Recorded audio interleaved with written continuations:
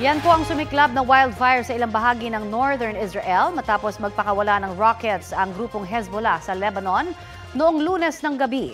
Ayon sa Israeli military na tumutulong sa mga bumbero, mabilis kumalat ang apoy dahil sa mainit na panahon.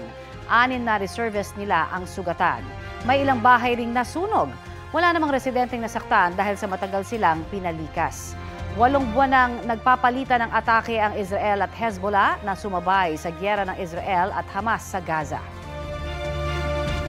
Kapuso, para sa mga maiinit na balita, mag-subscribe sa GMA Integrated News sa YouTube. Sa mga kapuso naman abroad, subaybayan nyo kami sa GMA Pinoy TV at sa www.gmanews.tv.